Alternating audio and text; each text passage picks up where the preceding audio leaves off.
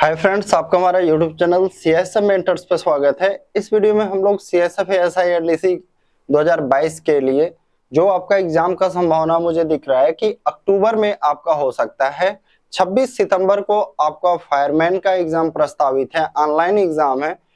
तो क्या कई लोगों को मन में हो सकता है कि क्या सीएसएफ का भी एग्जाम जो डिपार्टमेंटल एग्जाम है एसआईएलडीसी का ऑनलाइन हो सकता है क्या? तो ऑनलाइन होने का संभावना बहुत ही मुश्किल है इसके लिए, क्योंकि इसमें मैक्सिमम कैंडिडेट होंगे तो 15,000, 16,000, 17,000, जबकि आपका फायरमैन हो गया या सीएसएफ हेड कांस्टेबल मिनिस्ट्रियल 2022 का हो गया तो उसमें ऑनलाइन एग्जाम जो है पॉसिबल है। ठीक है, यहाँ पे क्योंकि वहां पे लड़कियों की संख्या जो है ज्यादा है। तो आप अभी तक भी तैयारी में नहीं लगे हैं तो लग जाइए। आप एग्जाम डेट कभी भी आने से आपको ज्यादा समय नहीं मिल पाएगा। पिछली बार भी आप देख चुके हैं, सीएसएफ हेड कांस्टेबल मिनिस्ट्रियल में भी देख चुके हैं और सीएसएफ फायरमैन में भी आप देख चुके हैं। ठीक है, तो पहला ये आपका मॉक टेस्ट है।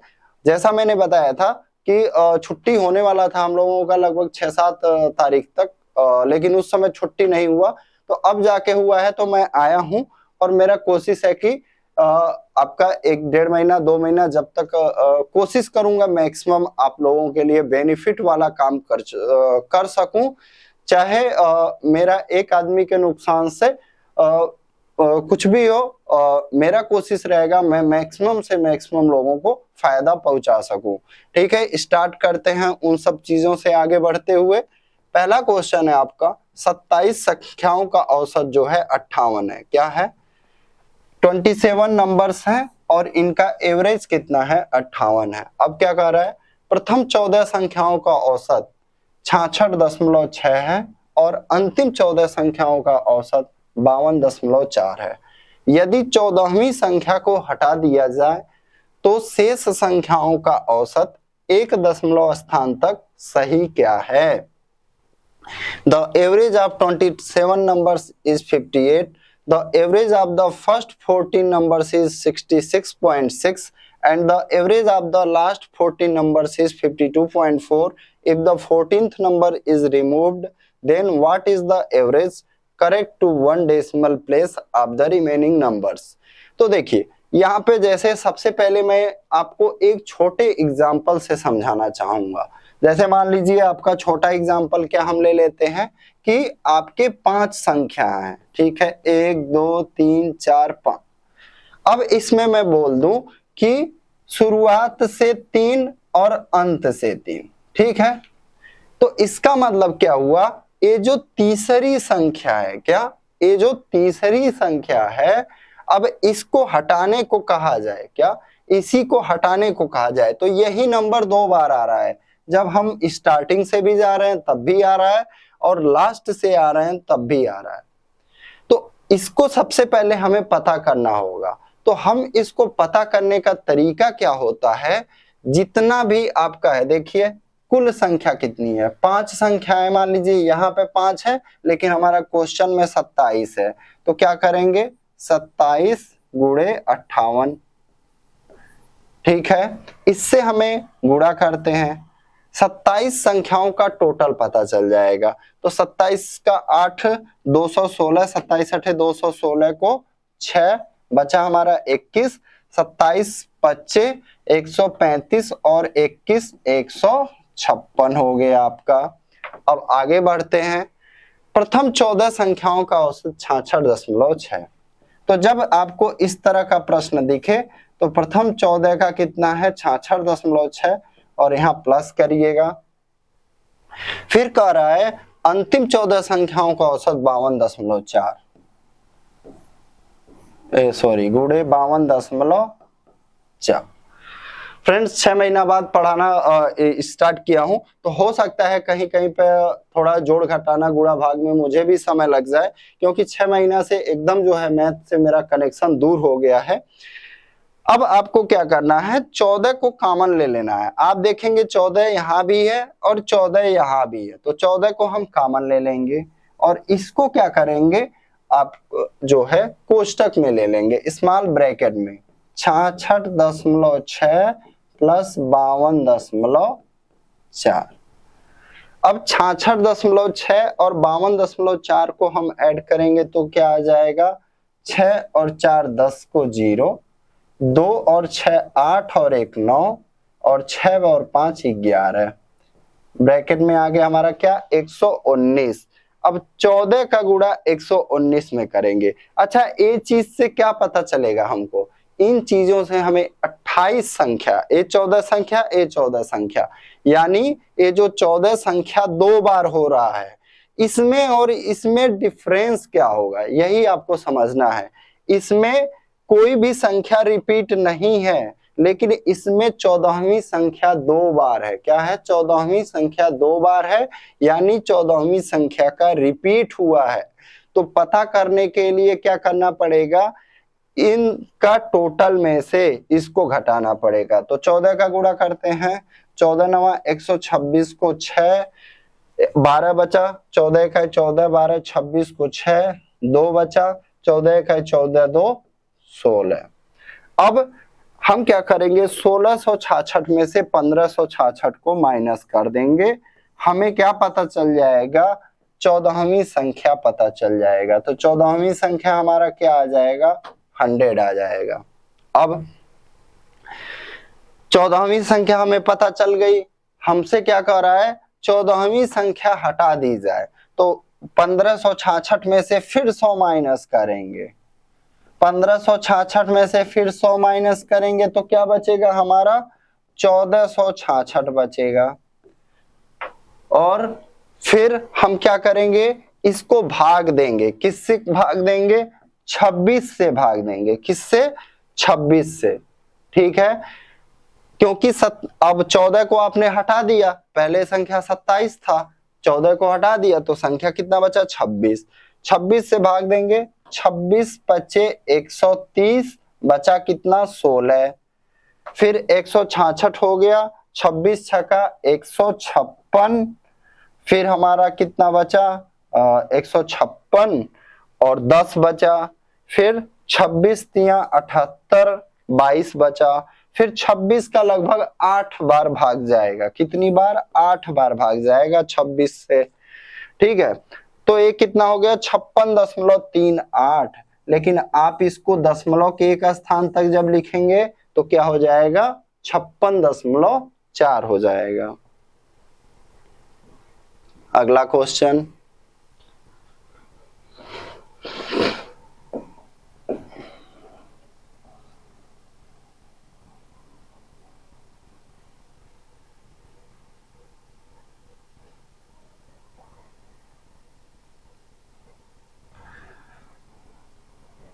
कर है ट्रेन P और ट्रेन Q एक ही दिशा में, दोनों का डायरेक्शन क्या है, दो ट्रेनों का डायरेक्शन क्या है,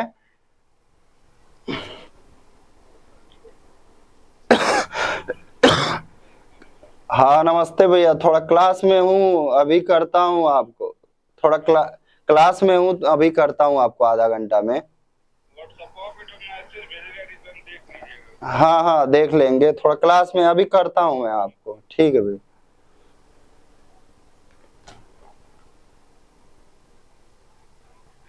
ट्रेन P और Q एक ही दिशा में समानांतर पटरियों पर क्रमशः x किलोमीटर प्रति घंटा और 90 किलोमीटर प्रति घंटा की गति से चल रहे हैं। जहां तेज गति वाली रेलगाड़ी धीमी गति वाली रेलगाड़ी में बैठे व्यक्ति को 30 सेकंड में पार करती है।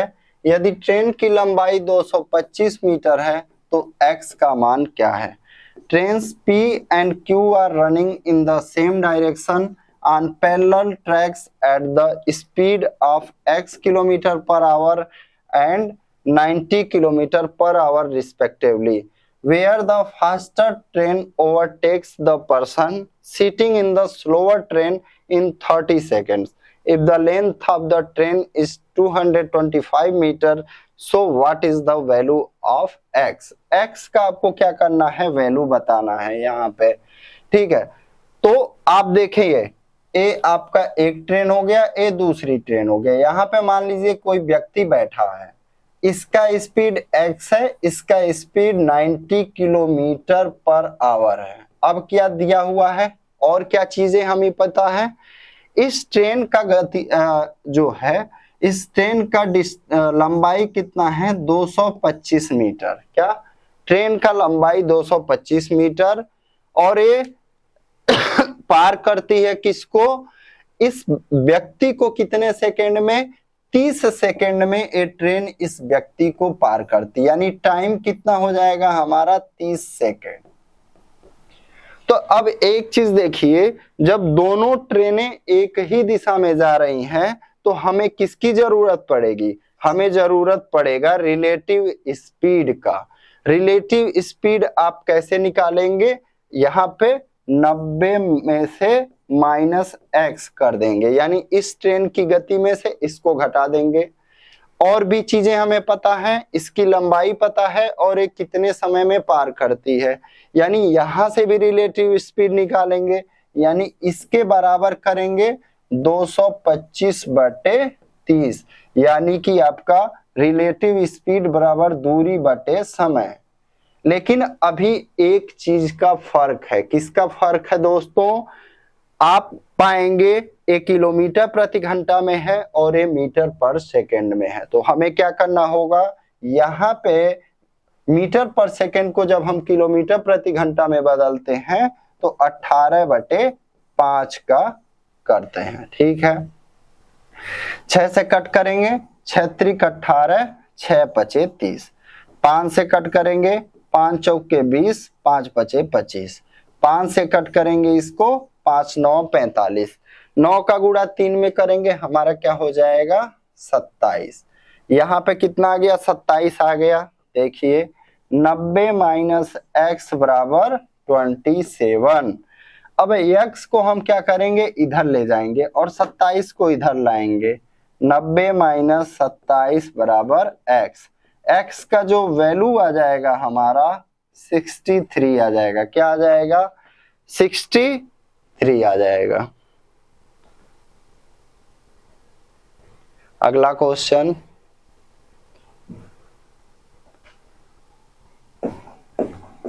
कह रहा है एक वस्तु का अंकित मूल्य 1000 रुपए है, इसे 3 क्रमागत डिस्काउंट के बाद 712.89 रुपए में बेचा जाता है। पहले डिस्काउंट 10% और अन्य 2 डिस्काउंट में से प्रत्येक x% है। x% का मान क्या है। The market price of an article is ₹1000. It is sold for ₹712.89 after 3 successive discounts. The first discount is 10% and the other 2 discounts are x% each. What is the value of x%? तो आपको देखिए यहाँ पे अंकित मूल्य, print value पता है। क्या, print value पता है। पहला डिस्काउंट 10% है, बाकी अन्य x% एंड x% है। तो कैसे सॉल्व करेंगे आप देखिए, 1000 पहला डिस्काउंट, 100 में से 10 घटाएंगे, 90/100 को हम क्या लिख सकते हैं, 9/10 लिख सकते हैं। क्या लिख सकते हैं, 9/10 लिख सकते हैं। अब आगे 2 डिस्काउंट x% है, तो हम क्या करेंगे, 100 - x/100, फिर गुणे 100 - x और बटे 100, और एक 3 सक्सेसिव डिस्काउंट देने के बाद वैल्यू क्या आ जाता है, 712.89 रुपए। कितना आ जाता है, 712.89 रुपया आ जाता है। अब हम क्या करेंगे देखिए, 0 से इसको कट करेंगे, 100 से 100 को इसको कट करेंगे। अब जब हम इस 100 का यहाँ पे मल्टीप्लाई करेंगे तो हमारा ये दशमलव हट जाएगा। क्या हो जाएगा, दशमलव हट जाएगा। तो पहले तो हम इसको यहाँ से हटा लेते हैं, इन चीजों को जिनको हमने काट दिया है। तो देखिए, और इस 100 को भी हटाते हैं, और यहाँ पे क्या करते हैं, हम दशमलव हटा देते हैं। तो 71289 लिख लेते हैं, 71289। अब देखिए यहाँ पे 9 का गुणा अभी है तो 9 से भाग देना है इसमें। तो कैसे पता चलेगा हमारा 9 से भाग जाएगा कि नहीं? हमारा जो ये नंबर है इसका टोटल किससे कटना चाहिए? 9 से कटना चाहिए। तो देखिए 7 1 8 2 10 8 18 और 9 27, यानी कि ये संख्या हमारा 9 से कट जाएगा। तो कट करते हैं 9 से। 9 सत्ते 63, 8 बचा, 99 81 1 बचा, 9 दूनी 18, 9 एक कम 9। अब आप पाएंगे इधर में क्या बचा? 100 माइनस एक्स गुणे 100 माइनस एक्स, यानी 100 माइनस एक्स का इधर में क्या हो जाएगा? स्क्वायर हो जाएगा। क्या हो जाएगा? स्क्वायर हो जाएगा। और इधर में क्या हो जाएगा? 7921। अब आपको क्या करिए, दोनों तरफ वर्गमूल ले लीजिए, यानी बोथ साइड हम क्या करेंगे? स्क्वायर रूट ले लेंगे। तो इधर में कितना हो जाएगा हमारा? 100 माइनस एक्स हो जाएगा। और इधर 7921 का वर्गमूल लेते हैं। वर्गमूल लेने के लिए क्या करना पड़ता है? आप दाहिने साइड से पेयर बना लीजिए। यहां से देखिए 2-2 अंक का पेयर बना लिया। अब 79 से छोटा वर्ग ढूंढना है, ठीक है। 79 से छोटा वर्ग कौन सा नंबर है? 64। 64 किसका वर्ग है? 8 का। 8 यहां लिख लीजिए। 79 में 64 गया 15 21, 8 और 8 को जोड़ के यहां लिखिए 16। तो अब देखिए अगर हम यहाँ पे कितना गुणा करते हैं कि इससे ऊपर ना जाए, तो जैसे मान लो यहाँ पे अगर हम सीधे दिख रहा है 1521 है तो 160 दहिया में 1600, तो लगभग ये 9 बार जाएगा। तो अब देखेंगे क्या आता है गुणा करने पे। 8 बार करते 99 81 को 1, 8 बचा, 9 छक 54 और 8 62 को 2, 6 बचा, 9 एक कम 9 6 15। तो ये 1521 से पूरी तरह खत्म। और इस 9 को फिर हम यहाँ लिख लेंगे, यानी ये जो 7921 है किसका स्क्वायर है? 89 का स्क्वायर है। किसका स्क्वायर है? 89 का स्क्वायर है। अब माइनस एक्स को हम इधर ले जाएंगे तो ये क्या हो जाएगा? एक्स, और इस 89 को इधर लाएंगे, यानी 100 माइनस 89। हमारा x का वैल्यू क्या आ जाएगा? 11%। क्या आ जाएगा? 11% के बाकी 2 डिस्काउंट हैं।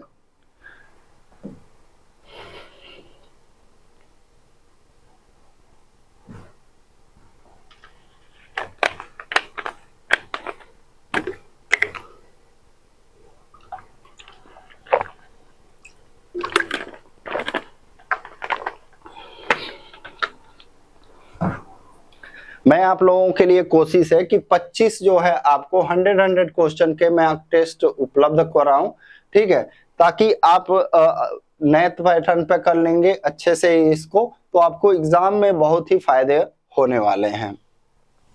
कह रहा है अमरदीप एक वस्तु विकास को 20% लाभ पर बेचता है।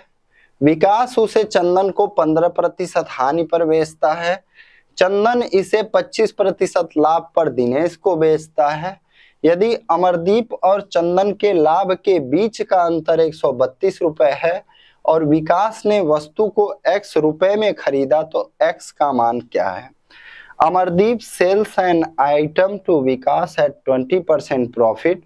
विकास sells it to Chandan at 15% loss. Chandan sells it to Dinesh at 25% profit. If the difference between the profit of Amardeep and Chandan is rupees 132 and Vikas bought the article for rupees X, then what is the value of X? क्या करेंगे हम? देखिए अमरदीप ने एक वस्तु विकास को 20% लाभ पे बेचा, तो अमरदीप ने मान लीजिए खरीदा कितने में? 100x में। विकास को कितने में बेचा? 120x में। अब विकास उसे चंदन को 15% हानि पे बेचता है, तो चंदन को बेचेगा तो 120 का 15% हानि पे कैसे निकालेंगे? देखिए 120x गुणे आपका 15% हानि, यानी 100 माइनस 15, 85/100, ये आपका दिख रहा है। फिर 5 से कट करेंगे 17 और ये 20। डायरेक्ट आप इसको 17/20 भी लिख सकते हैं। 20 से 6 बार, 6 का गुणा 17 में होगा यानी कि 102x। अब क्या कह रहा है, चंदन इसे 25% लाभ पर दिनेश को बेचता है, यानी इसको 25% लाभ पर दिनेश को। क्वेश्चन समझिएगा यहां से, यदि अमरदीप और चंदन के लाभ के बीच का अंतर 132 रुपए है तो अमरदीप का लाभ कितना है, 100 रुपए का चीज, 100x का चीज 120x में बेच दिया, यानी अमरदीप का जो प्रॉफिट हो जाएगा 20x का हो जाएगा। और चंदन अपना ये जो इसका क्रय मूल्य है, ठीक है, इसे 25% लाभ पर दिनेश को, यानी 102x का हम 25% निकालेंगे तो हमें चंदन का प्रॉफिट पता चल जाएगा। तो चंदन का प्रॉफिट निकालते हैं, 102x का 25% यानी 102x गुणे 1/4, 4 से कट करेंगे इसको तो कितना आ जाएगा, 25.5x आ जाएगा पूरा कट करने पे। तो चंदन का प्रॉफिट कितना आ गया, 25.5x। अब देखिए, अब कह रहा है अमरदीप का जो प्रॉफिट है और चंदन का प्रॉफिट है, इनका डिफरेंस जो है 132 रुपए है, यानी 25.5x में से 20x घटाएंगे, 5.5x घटाएंगे तो ये हमारा कितना आ जाएगा, 132 रुपए। कितना आ जाएंगे, 132 रुपए आ जाएंगे। अब हमें लेकिन क्या पूछा जा रहा है, विकास ने वस्तु को x रुपए में खरीदा, ठीक है, यहाँ पे हमें a मानना था, ए चलिए कैपिटल X है, ये हमारा स्मॉल x है। हमें बताना क्या है, 120x का वैल्यू बताना है, क्या 120x का वैल्यू बताना है। तो x का मान कितना हो जाएगा, कैपिटल X बराबर क्या है, 120 स्मॉल x, ठीक है, ये चीज समझिएगा। x बराबर क्या हो जाएगा, 132/5.5। हमें क्या करना चाहिए था, अब 120x का वैल्यू निकालना है तो 120 का गुणा कर देते हैं इधर भी। ये दशमलव हटाने के लिए ऊपर एक जीरो और बढ़ाना पड़ेगा। मान लीजिए दशमलव हट गया, 11 पचे 55, 11 से इसको काटेंगे 12 बार, 5 से इसको कट करेंगे 240, 12 का 240 में गुणा करते हैं, 12 0 0, 12 चौक 48 को 8, 4 बचा, 12 दूनी 24, 4 28। हमारा आंसर क्या आ जाएगा, 2880।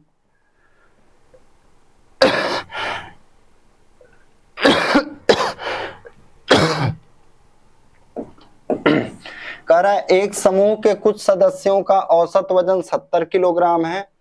यदि समूह में 60 किलोग्राम औसत वजन वाले 15 सदस्य शामिल होते हैं या 90 किलोग्राम औसत वजन वाले 5 सदस्य समूह छोड़ देते हैं तो दोनों मामलों में सदस्यों का औसत वजन बराबर होता है। शुरू में समूह में कितने सदस्य थे? The average weight of some members of a group is 70 kg. If 15 members with average weight of 60 kg join the group or 5 members with average weight of 90 kg leave the group, so in both the cases the average weights of the members is equal. यहाँ पे आपको क्या पकड़ना है, दोनों condition में average weight बराबर है। How many members were there in the group initially? तो सबसे पहले हम मान लेते हैं जो इनिशियल में थे मेंबर्स, यानी प्रारंभ में मेंबर्स थे x, तो शुरुआत में कितना टोटल हो जाएगा, 70 गुणे x, यानी 70 x व्यक्तियों का कुल वेट 70। अब कह रहा है 60 किलोग्राम वाले 15 सदस्य शामिल होते हैं, यानी 900 किलोग्राम वेट और हो गया। 70x पहले था, 900 और, लेकिन व्यक्ति बढ़ गए, पहले आपके x व्यक्ति थे, अब 15 व्यक्ति और हैं।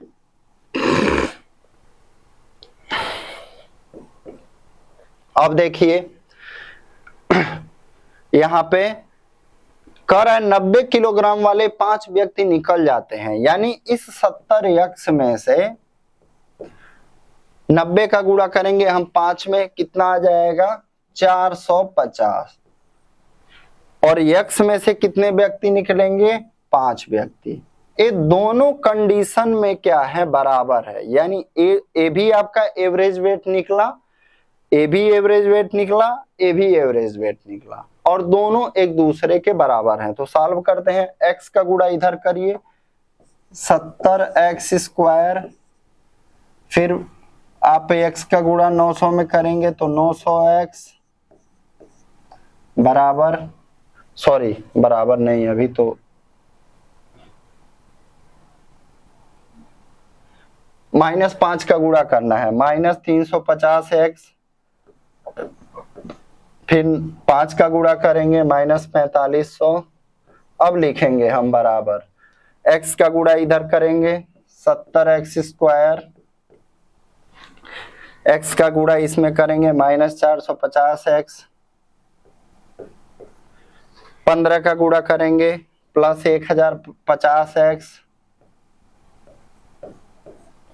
फिर 15 का गुणा इसमें करेंगे 15 0 0, 15 5 75 को 5, 7 बता 15 चौके 60 और 7 67। अब इसी को हमें सॉल्व करना है, तो कैसे करेंगे देखिए, 70x स्क्वायर 70x स्क्वायर से कट गया, ठीक है। अब 900x में से 350x घटाएंगे, हमारा कितना आ जाएगा, 550x आ जाएगा, और -4500, और यहाँ पे 1050x में से 450x घटाएंगे तो कितना आ जाएगा, 600x आ जाएगा, -6750। अब देखिए, अब 600 इस 550x को इधर ले आते हैं, यानी एक साइड में करते हैं, तो क्या हो जाएगा, 600x माइनस 550x बराबर में क्या लिख सकते हैं आप, देखिए 6750 को इधर लाएंगे तो प्लस हो जाएगा, यानी ये नंबर वाला एक तरफ और अचर संख्या जो है एक तरफ, तो 6750 को इधर ले आते हैं, 6750 और माइनस कितना, 4500, 600x में से 550x घटाएंगे तो कितना आ जाएगा, 50x बराबर 0 में से 0, 5 7 में से 4 जाए कितना आ जाएगा, 3, सॉरी 7 में से 5, 7 में से 5 जाएगा कितना आ जाएगा हमारा 2, 6 में से 4 जाएगा 2। अब हम कट करेंगे, 0 से 0 कट गया, 5 से कट करेंगे 45 बार, यानी हमारा x का वैल्यू क्या आ गया, 45, यानी शुरुआत में कितने व्यक्ति रहे होंगे, 45 व्यक्ति रहे होंगे।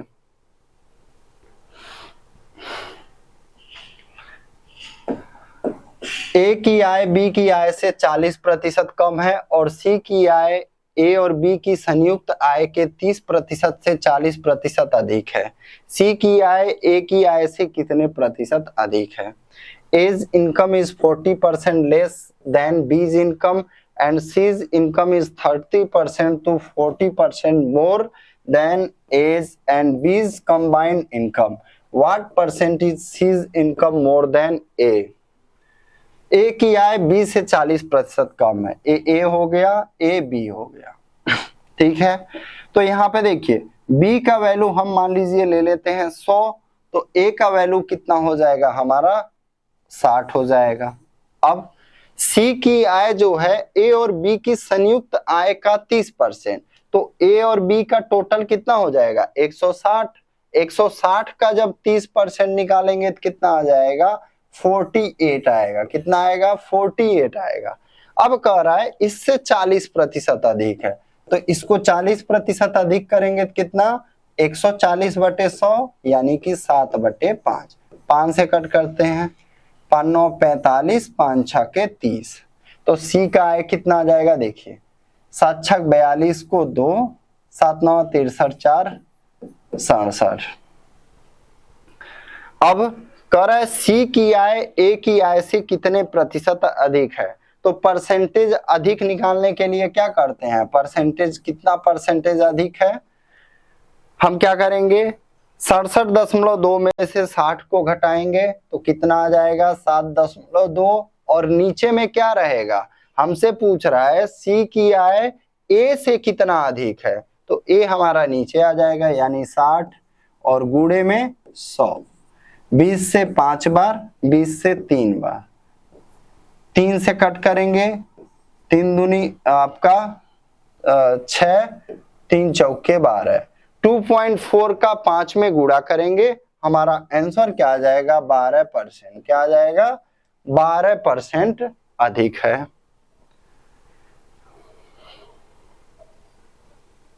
अगला क्वेश्चन, ए और बी की आयु का अनुपात 3:4 है। 4 वर्ष पहले उनकी आयु का अनुपात 5:7 था, अब से 4 वर्ष बाद ए और बी की आयु का अनुपात क्या होगा। The ratio of ages of A and B is 3:4 4 years ago. The ratio of their ages was 5:7. What will be the ratio of the ages of A and B after 4 years from now? तो देखिए 4 वर्ष पहले कितना था 5 और 7, तो 4 year before, 4 year before, 4 भी मैं लिख देता हूं, उनका एज हम लोग ले लेते हैं 5x और 7x, तो उनका वर्तमान एज प्रेजेंट कितना हो जाएगा, इसमें हमें 4 और 4 जोड़ना पड़ेगा, यहाँ भी 4 और यहाँ भी 4, ए हो गया इनका प्रेजेंट एज 5x + 4 और 7x + 4 कर, अब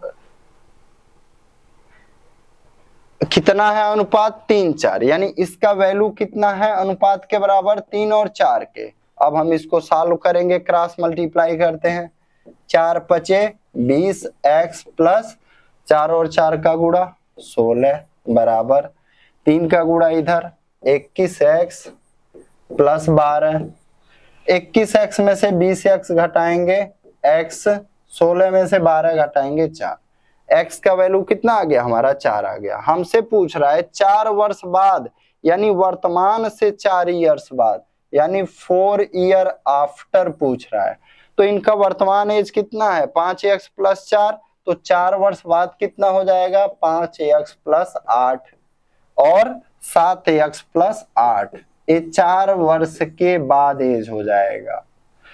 हम प्रेजेंट एज में 4 4 और जोड़ देंगे। अब x का वैल्यू यहाँ पे रख देते हैं, 4 × 5 = 20 और 8 = 28, फिर 4 × 7 = 28 और 8 = 36, तो ए हो गया उनका एज, अनुपात पूछ रहा है तो 28/36 करेंगे, 4 × 7 = 28, 4 × 9 = 36, क्या हो जाएगा 7:9 का।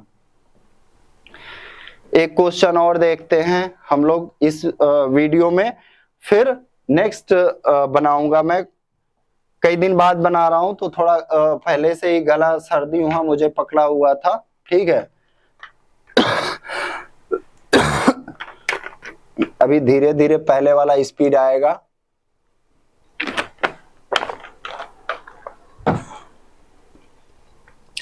एक व्यापारी एक वस्तु को बेचकर 29% लाभ अर्जित करता है। यदि वह विक्रय मूल्य में 90 रुपए की वृद्धि करता है तो उसका लाभ प्रतिशत बढ़कर 37% हो जाता है। यदि वह वस्तु को 20% लाभ पर बेचता है तो वस्तु का विक्रय मूल्य क्या होगा। A trader makes a profit of 29% by selling an article. If he increases the selling price by 90 rupees, his profit percentage increased to 37%. If he sells the article at 20% profit, then what will be the selling price of the article? तो देखिए क्या होगा यहाँ पे, एक व्यापारी एक वस्तु को बेचकर कितना लाभ कमाता है 29%। मान लीजिए 100x का कोई चीज है 129x में बेच दिया। अब क्या कह रहा है, यदि वह विक्रय मूल्य में 90 रुपए की वृद्धि करता है तो उसको कितना प्रॉफिट होता है 37% का, यानी इसका वैल्यू जो है 137x के बराबर होगा। कैसे, 129x पहले विक्रय मूल्य था, अब कह रहा है मान लीजिए इसी में और 90 रुपए बढ़ा के बेच दे तब उसे 37% का प्रॉफिट होगा, यानी इस पर 37%। तो 137x में से 129x घटाएंगे तो 8x का वैल्यू क्या आ जाएगा हमारा 90। हमें क्या कह रहा है 20% लाभ पर वैल्यू बताइए, यानी अगर इसका विक्रय मूल्य 120x हो तब मान क्या होगा, 120x हो तब। तो 8x का वैल्यू इतना, तो x का वैल्यू क्या आ जाएगा 90/8। अब अगर हम कहें 120x का, तो 120 का इधर में भी गुणा कर देंगे, तो 8 से 15 बार 15 का गुणा हम क्या करेंगे 90 में, 15 0 0, 15 9 कितना आ जाएगा हमारा 135। तो ये हमारा कितना हो जाएगा 1350। तो ये फ्रेंड्स आपका 8 क्वेश्चन थे, बाकी और भी आपके फिर देखा जाएगा क्वेश्चन। अभी तक आपने हमारा चैनल को सब्सक्राइब नहीं किया, जरूर सब्सक्राइब करें और हमारा एप्लीकेशन फ्यूचर रोजगार इंस्टॉल करें। वहां पे आपको CSF SI LDC का कोर्स मिल जाएगा, बहुत ही बेहतरीन कोर्स रहेगा आपका एग्जाम के लिए। ठीक है, थैंक यू।